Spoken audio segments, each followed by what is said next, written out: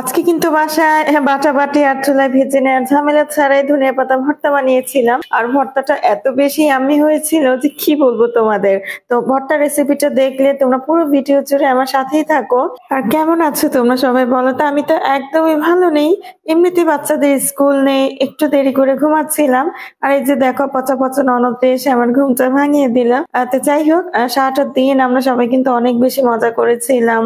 একসাথে সবাই থাকলে যা হয়, আর বাচ্চারা তো এনজয় করেছি। এমনিতেই তো জানো সবার স্কুল অফ, ওদের ফাইনাল এক্সাম কিন্তু শেষ হয়ে গেছে। বাচ্চারা অলওয়েজ আসলে চান্সে থাকে যে কখন ওরা সবাই একত্রে হবে, সবাই একে অন্যের সাথে গল্প গুজব করবে, মজা করবে।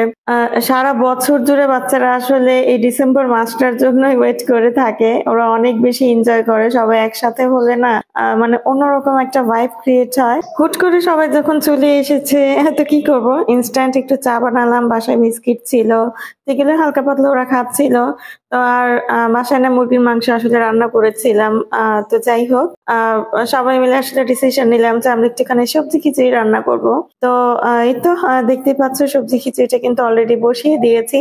আর এই তো রান্না বসাতে বসাতেই কিন্তু তোমাদের ভাইয়া চলে এসেছিল। তোমার ভাইয়াও কিন্তু কাজে একটু একটু হেল্প করছিল।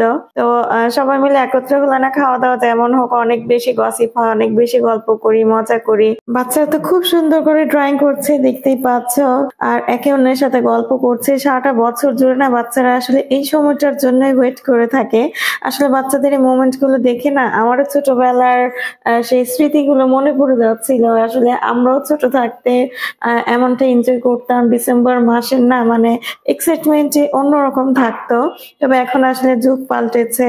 আমরা একে অন্যের সাথে চাইলে আসলে মোবাইলে কথা বলতে পারতাম না। এখন তো ওরা চাইলে কাজিনরা মোবাইলে ভিডিও কল দিয়ে বসে থাকে। তো আমাদের সময়টাতে আসলে এই ওয়েটা ছিল না। একটুখানি মোবাইলে কথা বললে 8 টাকা 10 টাকা মিনিট আসলে কেটে নিত। আর এই তো দেখতেই পাচ্ছে, দেখতে দেখতে কিন্তু খিচুড়িটা রান্না হয়ে গেছে। এই শীতকালে যদি সবজি খিচুড়ির সাথে ধনিয়া পাতা ভর্তা না হয় তাহলে কি জমে বলো তো? আর আজকে কিন্তু আমি একদম ইজি ওয়েতে একটা ধনিয়া পাতা ভর্তা বানিয়েছি। তোমরাও কিন্তু বাসায় চাইলে আসলে রেসিপিটা ট্রাই করতে পারো। একদমই হ্যাসেল ফ্রি, কোনো বাটাবাটি, ইনফ্যাক্ট চুলায় ভেজে নেই, আরো ঝামেলা নেই। তবে যারা আসলে কাঁচা পেঁয়াজটা খেতে পছন্দ করো না, তোমরা চাইলে কিন্তু সামান্য টেলে নিতে পারো। আর আমার ঘরে কিন্তু অলওয়েজই আমি শুকনো মরিচটা গুঁড়ো করে রাখি, যাতে করে ভর্তা বা যে কোনো আইটেমে আসলে ইউজ করতে অনেক বেশি ইজি হয়। এখানে তো দেখতেই পাচ্ছ আমি কিন্তু ধনিয়া পাতা কুচি করে কেটে নিয়েছি, এর সাথে কিছুটা পেঁয়াজ, শুকনো মরিচের গুঁড়া আর হচ্ছে সরিষার তেল দিয়ে একদম ভালোভাবে চটকে নিয়েছি। সামান্য লবণ তো আছেই। তো তোমরাও কিন্তু চাইলে আসলে এভাবে ইজিলি একবার করে খেয়ে দেখতে পারো আসলে কেমন হয়। আশা করছি খারাপ লাগবে না। সবাই মিলে একসাথে টাইম স্পেন্ড করাটা কিন্তু অনেক একটা মজার ব্যাপার। আর আমরা সবাই একসাথে হলে না অনেক ধরনের গল্প গুজব, বিভিন্ন টপিক নিয়ে কথা হয়। আর বাচ্চারা তো অনেক বেশি এনজয় করে। আর সবজি খিচুড়িটা রান্না করে কি রিভিউ পেলাম সেটা তোমরা নিজের কানেই শুনে নাও। ইয়াম্মি ডিলিশিয়াস, একদম মুখরোচক। জীবনেও খাই নাই এরকম খিচুড়ি, জীবনে প্রথমবার খাই না খিচুড়ি খাইলাম। It's a total part of joke. তোমরা তো আসলে শুনেই নিলে যে আমরা আসলে সবাই একসাথে হলে কি পরিমাণের মজা করি। আর এদিকে তো খিচুড়ি খাওয়া দাওয়ার পালা শেষ। এবার বিকেলে আমরা সবাই কি খাবো সেটা নিয়ে ভাবছিলাম। তো বাসায় যেহেতু নারকেল ছিল, তো চিন্তা করলাম নারকেল দিয়ে আসলে একটা কিছু বানাই।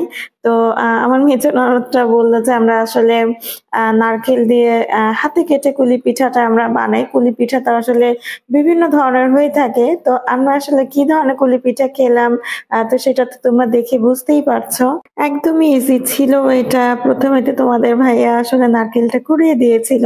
আমার বাসায় কিন্তু নারকেল কুড়ানোর কাজটা অলওয়েজ তোমাদের ভাইয়াই করে থাকে। তো কুড়ানো নারকেলটাতে সামান্য চিনি দিয়ে, অর্থাৎ টেস্ট ওয়াইজ চিনি দিয়ে প্রথমে নারকেলটাকে সামান্য চুলায় পাক দিয়ে নিয়েছিলাম। এরপর কিন্তু ময়দার ডো তৈরি করে সেখানে পাতলা পাতলা রুটির মতো বেলে, তোমরা তো দেখতেই পাচ্ছ, কুলি পিঠার শেপ করে বানিয়ে নিয়ে তারপর হচ্ছে সেটা তেলে ভেজেছিলাম। তো এটাও খেতে আসলে খারাপ লাগেনি। কুলি পিঠা তো বিভিন্ন ধরনের হয়ে থাকে, তবে এমনটা মনে হচ্ছিল আসলে ডোটা যদি আমরা চালের গুঁড়া দিয়ে তৈরি করতাম তাহলে কিন্তু খেতে আরো অনেক বেশি মজা হতো।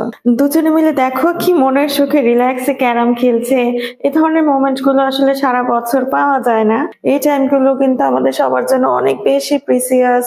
কারণ দেখো সারাটা বছর কাজের মধ্যে সবাই অনেক বেশি ব্যস্ত থাকে, রিল্যাক্সে একে অন্যের সাথে সময় কাটানো হয় না। আর এদিকে তো বাচ্চারাও সবাই অনেক বেশি মজা করছিল, আমরা কিচেনে সবাই পিঠা বানাচ্ছিলাম। তো এখানে কিন্তু আসলে শেষ না, পিঠা বানিয়ে তারপর আমরা কোথায় গেলাম সবাই মিলে কি কি করলাম সেটাও কিন্তু অবভিয়াসলি তোমরা নেক্সট ভিডিওতে দেখতে পাবে।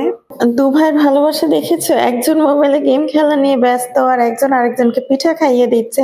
এই ভালোবাসা যাতে নজর না লাগে, সারাটা জীবন তোমাদের বন্ডিং যেন এমন থাকে, এটাই আশা করছি। আর আজকের মতো বকবকান এখানেই শেষ করছি, ইনশাল্লাহ নেক্সট ভিডিওতে তোমাদের সাথে আবারও কথা হবে।